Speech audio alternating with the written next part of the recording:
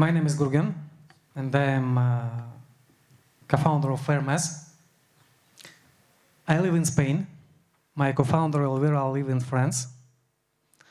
So I live in Spain, she lives in France.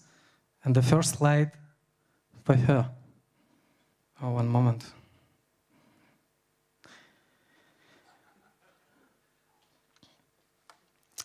And thank you. What?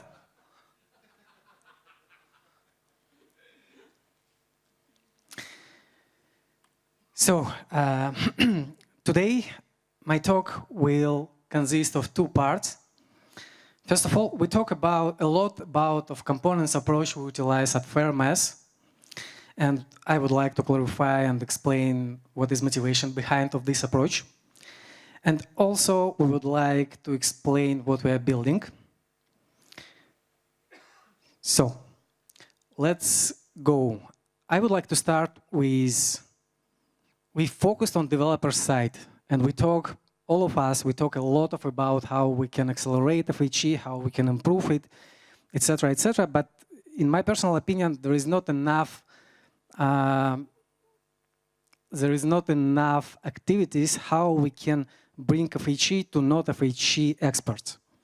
And to explain our approach, I would like to start with just, let's go from developer side.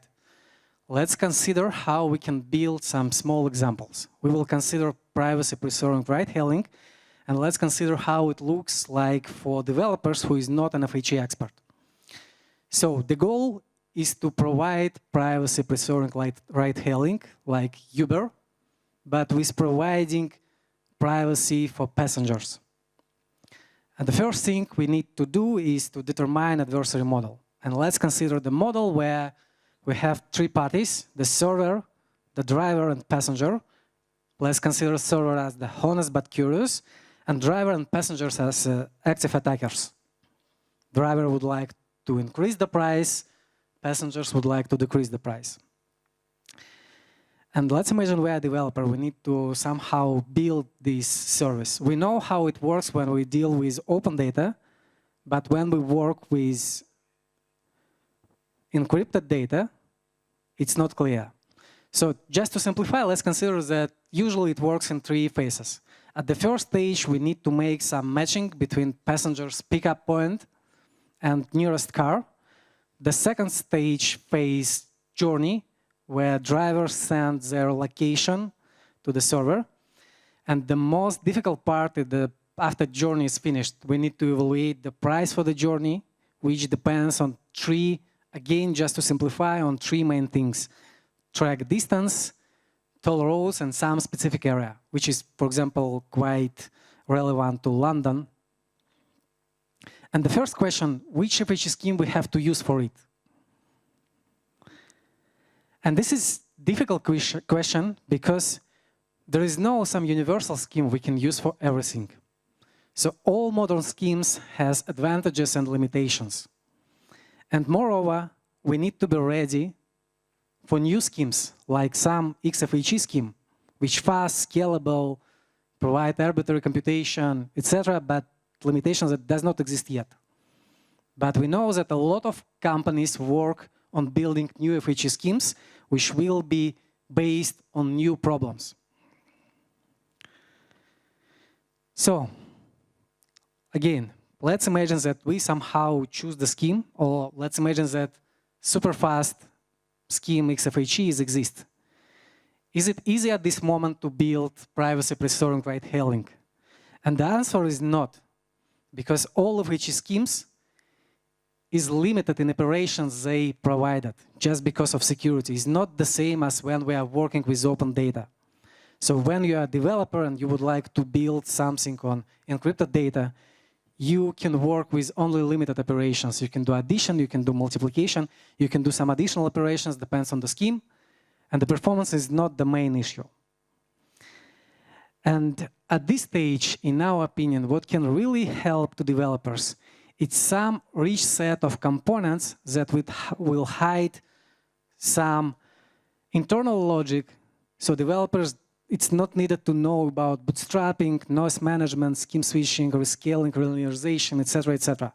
So on developer side, we just want to utilize existing blocks which we can use to build whole application. And this is our first stage, our first product we are going to build. We would like to provide the rich set of FHE components. Each component can evaluate some specific function.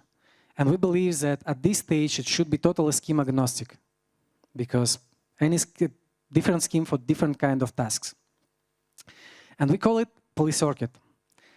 The problem with building these components is that it's not possible to build such library inside one organization, because we need to engage different experts from different areas. We're limited in resources. And the only way to build such libraries is to engage community. But it's not possible just to, let's say, publish this library, say that it's open source, and come us and build with us. Because it's the general problem of open source, there is no motivation for developers to build it. To engage developers, we developed a FHE challenges platform. We called it FairMath. On the FairMath, we have two types of challenges. Each challenge dedicated to build some components, FHE components, that then we can publish and put it our polycircuit library. Two types of challenges we have: white box and black box. In white box challenges, participants upload source code because it's needed to measure performance. In black box challenges, it's only needed to upload the ciphertext. Based on ciphertext, we can evaluate accuracy and some additional metrics.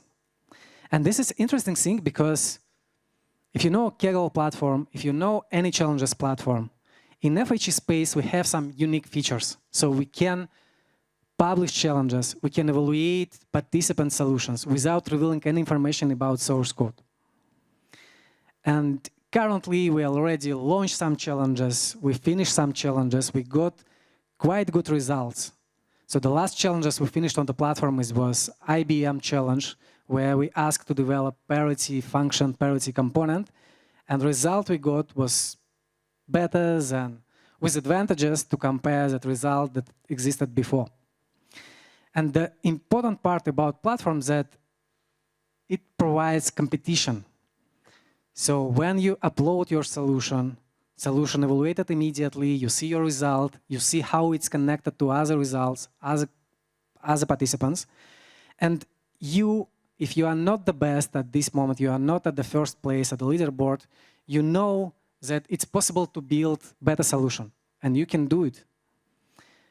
You do it, you upload, you are the best. The guys who was at the second place try to do the same, and it's really great. And for our last challenges, we had CFAR challenge. In one day, the leader on this challenge was changed more than 30 times. So, on the platform side, we are library agnostic, and moreover, for most of the challenges, we are scheme agnostic, so we are allowed to use any scheme. So for example, we would like to implement lookup table, and participants can use BFE, BGV, CKKS, doesn't matter. And also use any library we support. Currently, we support OpenFHE, Latigo, and we are open to add new libraries. So basically, this is what we consider. We consider any FHE application like some set of components. And for sure, currently it's quite difficult to build FHE applications, and current compilers doesn't help developers at all, because all modern compilers inherit limitations we have from FHE scheme. So if we can do comparison on FHE level, compilers doesn't provide any opportunities to do it. For this reason, we are developing toolchain which is oriented to this components approach, which is similar to neural network, when you can build some strong neural network based on small neural networks, just connected them. And this is the second our product, which will be launched and published quite soon. But this is just developers' tools. And there is no some monetization model behind it. And we asked a lot of times what we are building, how we are going to make money, etc., etc. What is our main product? And today we're happy to say that our main product we are building, we call it decentralized FHE computer. And interesting thing about it, when we think about decentralized computer, that it's powerful thing, it's proven. There are a lot of use cases for decentralized computer, but without opportunity to proceed private data, it's very limited. So you cannot trust to such computer your private data, and use cases is very, very limited. And the only way to solve it is provide opportunity to proceed private data. And FHE comes to play here as the main player, because with FHE, we can achieve it. So the main our product at the moment is decentralized FHE computer, which can be considered as decentralized network of heterogeneous, and it's important, heterogeneous nodes. And each node can provide some special FHE operations. It's not the same nodes. Basically, our computer consists of different layers. At this slide, you can see the main layers, main components. And our computer can be considered as two different networks. So the main logic we store at our L1 network, where we publish state of the computer, which store application layer, which means the applications you can build on the computer. Orchestration layer, which manage FairMath actors. FairMath actors is FHE nodes that provide this computation. And verification layer. I will talk about verification a little bit later, but it's very important. The additional thing I need to mention is data layer, because we believe that it's impossible to build such computer without data layer, because storing ciphertext data on chain, it's not possible. It's very expensive.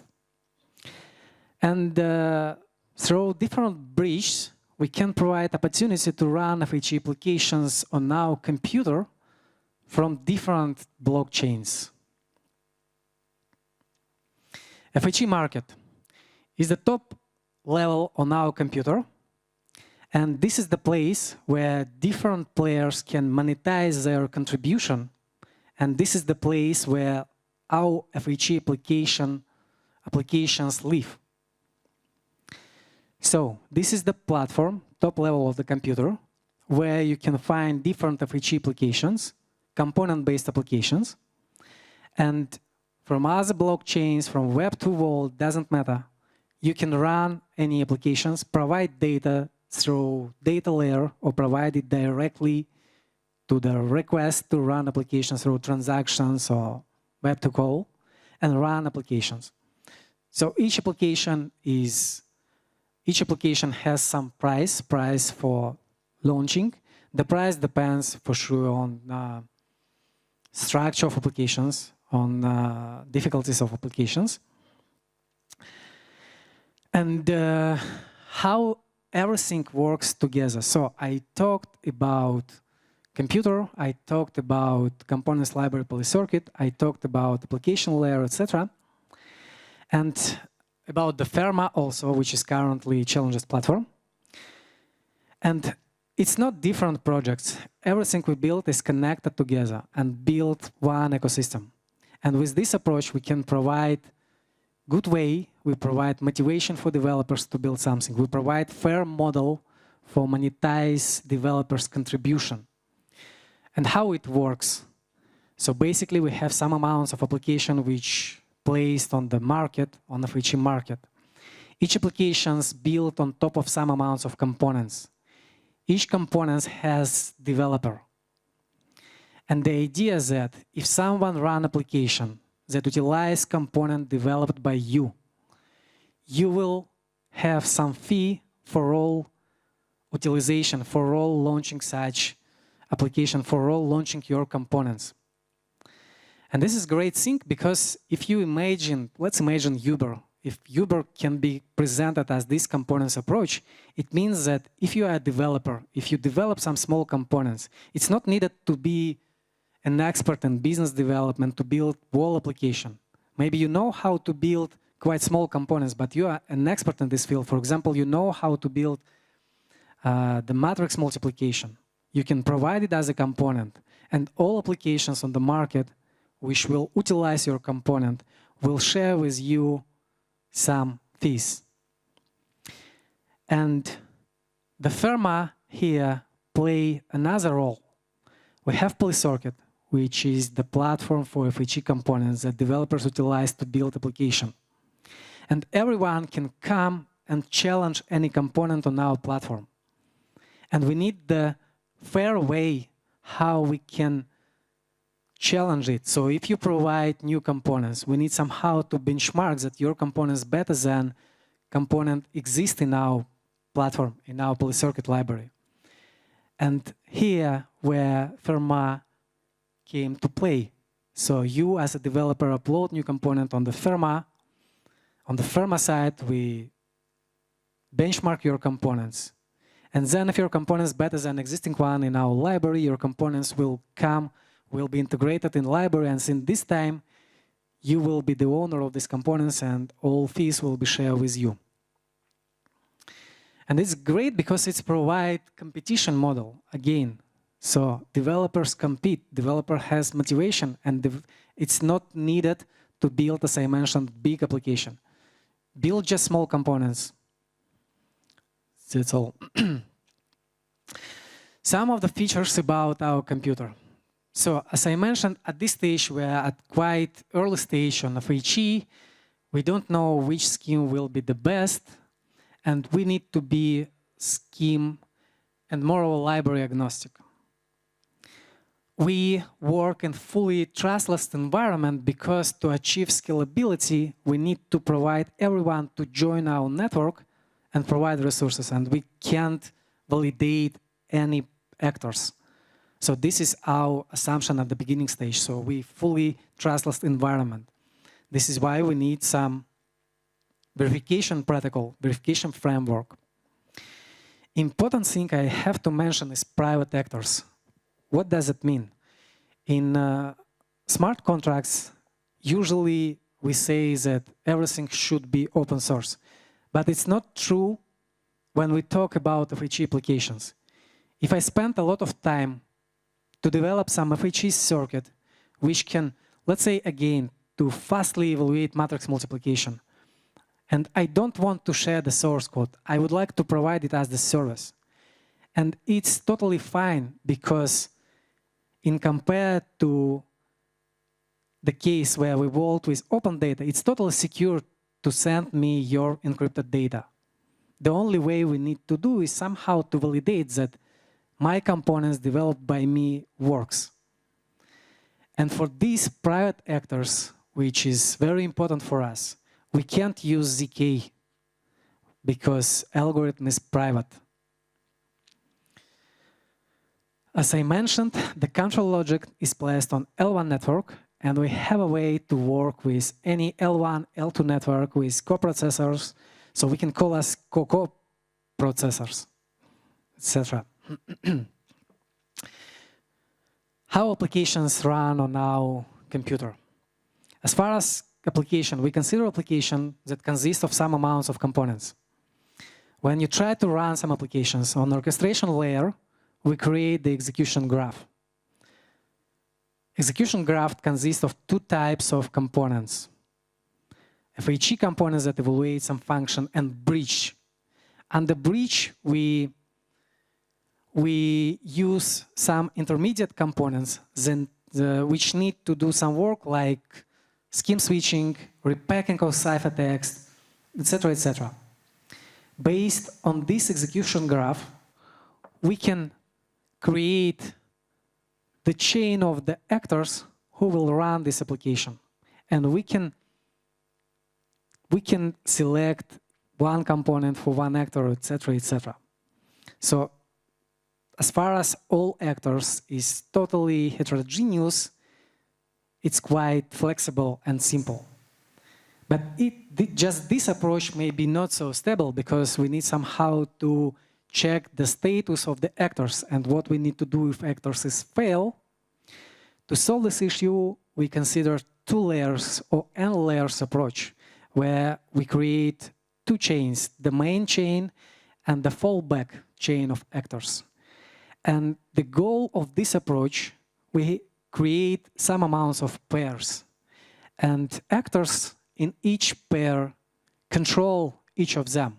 If main actors fails, fallback actors will came to this place and make what was needed from the initial actors. The same about fallback actors. So main actors follow the fallback actors. If it fails, main actor will say to the network that fallback actors fail, and we will find the new fallback actors. Data layer. Our data layer at this stage is just IPFS-based data storage, through which, when you call our application, you can put your data for computing. So it's permanent storage, and as far as it's not on the chain, it's cheap. So, just to summarize, 3 important things we are building. The central block is a FHE computer, where different players can monetize their contribution. At the same time, it's coprocessor for different blockchains, different layers. FHE Plus, which is developers ecosystem built around the approach of reusable components, which is oriented to non-FHE expert. And FairMath, which is the benchmark platform in all our application ecosystem. About launching, we are working on it for a while, and we are going to launch testnet this summer. And thank you for your attention.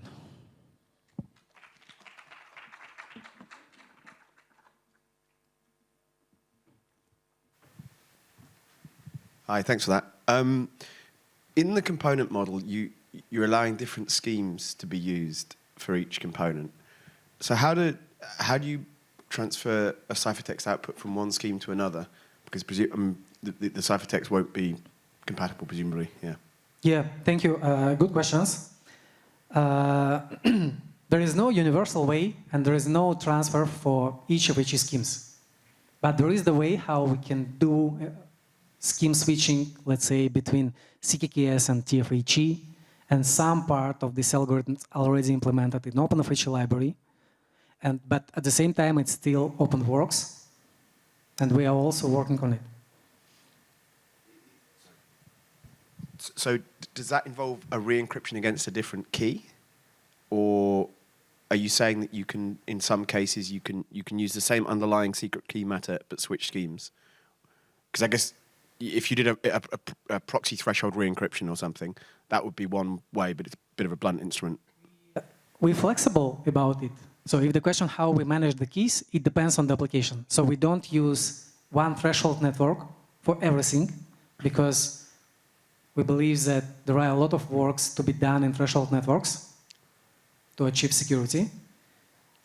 At the same time, there is no better way to achieve universal computation. So in our case, we support threshold network, threshold decryption, but it depends on the application. So it depends what you are building. And this depends on the developer. If you need threshold, you can use it. At the same time, with verification protocol we are building, we provide opportunity to play without threshold network. But it's on developer side. You build your application, and with our verification protocol, you can prove some statements about ciphertext, which allows developers to some use cases, to go without threshold network. Thanks.